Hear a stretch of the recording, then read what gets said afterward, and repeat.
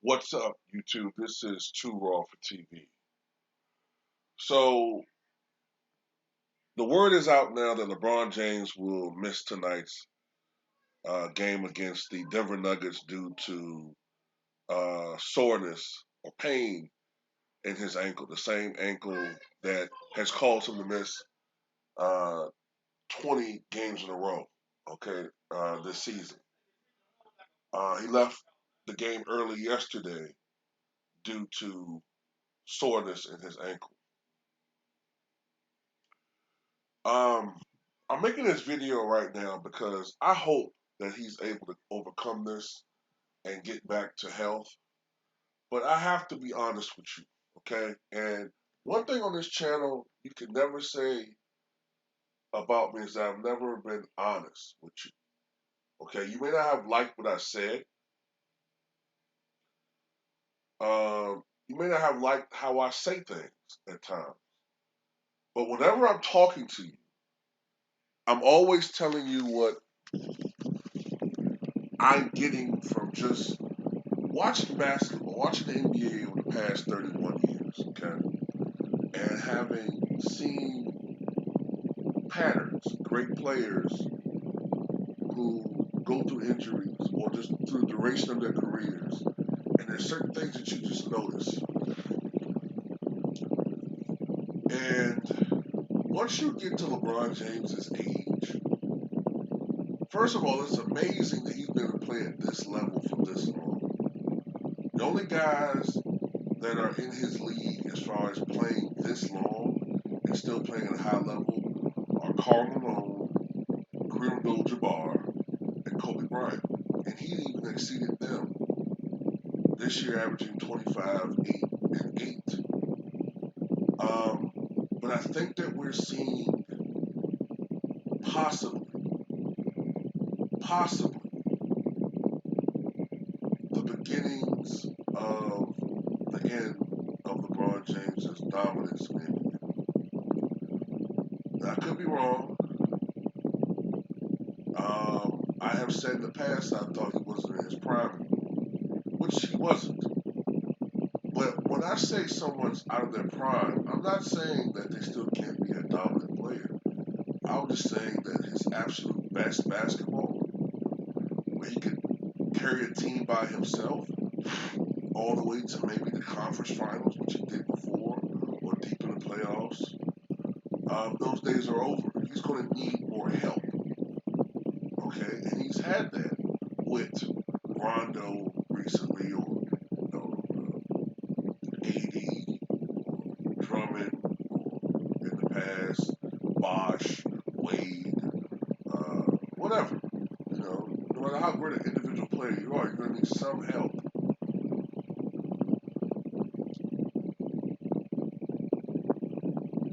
But this ankle thing is troubling to me.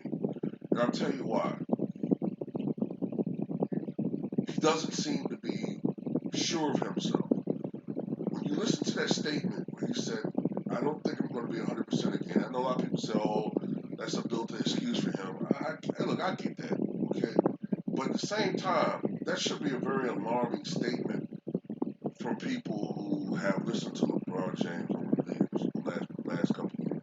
This is a guy that can be very braggadocious, okay? He takes a lot of his cues from Kobe Bryant and Michael Jordan as far as what to say out there, to be, or at least appear to be, the uber alpha man. For him to say that is a concession that I don't know if I can get back to where I was. I don't think I'm going to be able to get back to where I was. My body is not responding in a way that it normally does.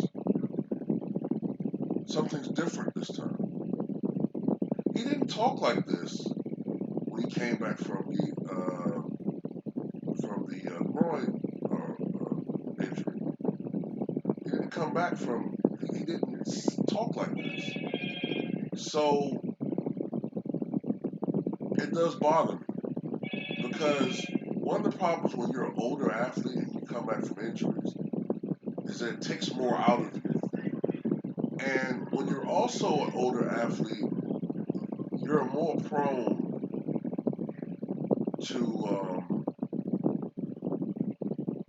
you're a lot more prone to,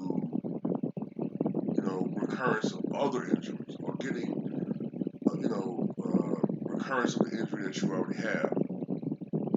So at the end of the day, this is basically what I'm trying to say, man. Um, I'm very concerned, man. It's not even just about the Lakers winning a championship this year. That's not what I'm concerned about most. What I'm concerned about is LeBron James as a superstar player now. Are we seeing the last bits of that? Time will tell. You know what I'm saying? Time will tell. I don't think his career is over anything in that shape or form. What I'm talking about is him playing at this particular level. And to stay at this level, you have to be on the court.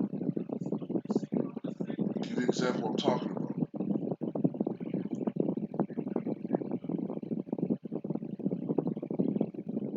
When Michael Jordan retired in 1998, he was still seen as the best basketball player on the planet.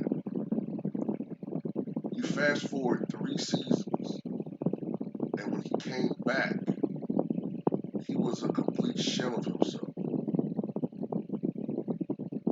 Now, those who saw him when he was making his return said that, with the exception of a little bit of loss of athleticism, he looked like himself.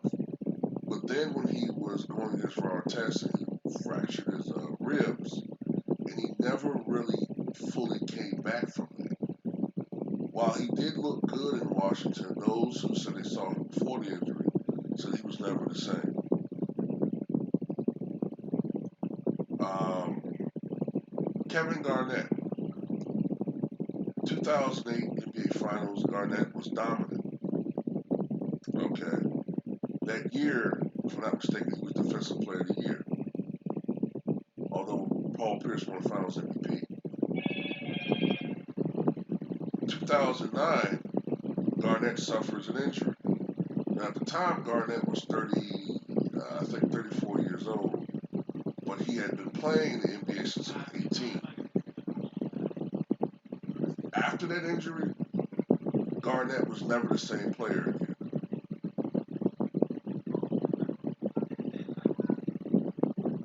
You know what I'm saying? Another thing I want to emphasize too, issues with your feet, injuries of that nature are very, very precarious. I should know. I began having problems with my feet when I was, I'd say 19, 20. Started having problems with twisted ankles, plantar fasciitis, Achilles issues that would sort of swell up, get tender. But look, I'm not an athlete. I'm a guy that's just working. Gotta work. Gotta be able to go through these things. You can't just, when you're an athlete, you can afford to sit around and rest your Achilles. You can't do that when you gotta make money. You know what I'm saying? You're a regular Joe. Fast forward to now, my Achilles tendons are, both of them are shot. Um, my left foot, the one that I injured my ankle severely back in 1999, my foot is at a 45-degree angle. I can't straighten it out. And I can't really play athletics anymore anytime soon. My feet are fucked up. So when it comes to feet, ankle issues, they're very important. Andrew Toney went from being a probable Hall of Famer to his career being over in 4 years once he started having foot problems. Andrew Toney was such a devastating force and such a devastating player to the Boston Celtics that he's the main reason why they went out and got Dennis Johnson. 4 years later, he had to call it quits because of recurrent feet problems. Remember, it was a fractured foot that ended Brent Hill's dominance. It was a fractured foot or ankle that ended Kevin Cale's dominance. Bill Walton was never the same after 1978.